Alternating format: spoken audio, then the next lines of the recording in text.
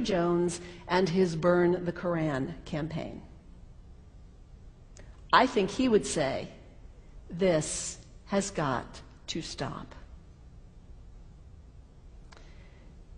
Followers of Islam believe that the Quran is a collection of revelations received by the Prophet Muhammad from God about 1400 years ago.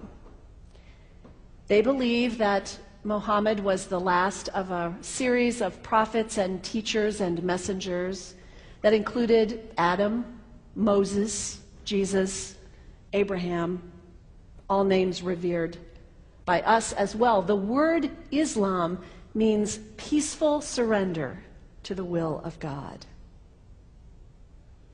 The Quran was written at a time when the Muslim people were being driven from their homes, persecuted, and killed.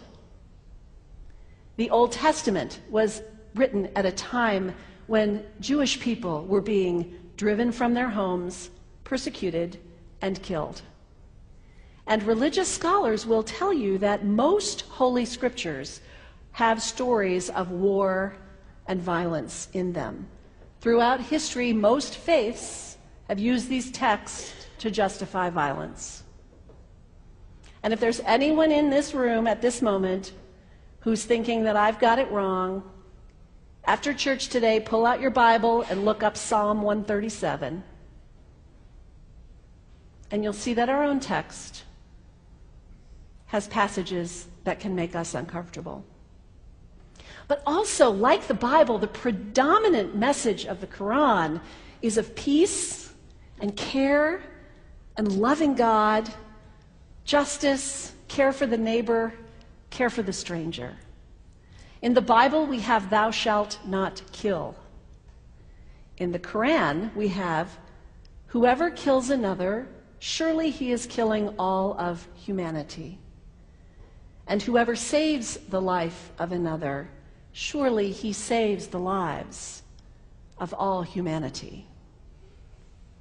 These are words of peace, words of faith, words that could save the world if we would take them to heart. The second thing you can do the next time someone sends you one of those emails demonizing Islam, delete it. Don't forward it. Don't participate in the stereotyping. Don't give in to your fear. It's okay to be a little afraid. We all have those emotions. Just don't give in to it. Don't sign on for it.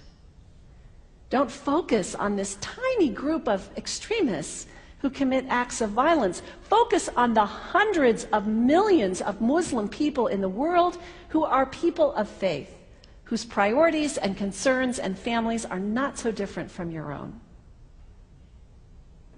And third, when you think of Muslim people, think of individuals. Think of the professor at Ohio State. Think of the engineer at Honda.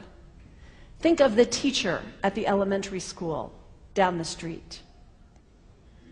When you think of Muslim people, remember those who died on 9/11, not the hijackers. There was only a handful of them. Remember Mohammed Sunhami Hamandi. He was born in Pakistan. He came to the United States as a small child with his parents. He played high school football. He went to college. He became a part-time ambulance driver. He died, this Muslim young man, on 9/11, trying to rescue people and save lives. When you think of Muslim people, remember Mohammed Salahuddin Cloudhurry. He was a waiter at Windows on the World, which was at the top of the World Trade Center. He died that day. His wife had their baby 2 days later. When you think of Muslim people, remember Rama Salih. She was a woman, 28 years old. Her neighbors described her as fun and outgoing and generous. And she died on American Airlines Flight 11, 7 months pregnant with her first child. Remember the founder of the Islamic Circle of North America, who worked in the World Trade Center and also died on September 11th. That same group now is giving away tens of thousands of copies of the Quran in response to the campaign about burning the Quran. In the language of their own tradition, they are spreading words of faith and peace and hope. One of the ladies at the 8:30 service this morning said to me after, maybe we should declare September 11th, buy a Quran and read some of it.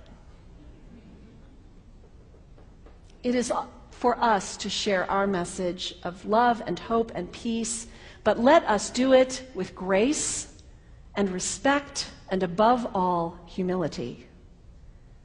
God grant us, as individuals, as a nation, as Christians, the humility for this work.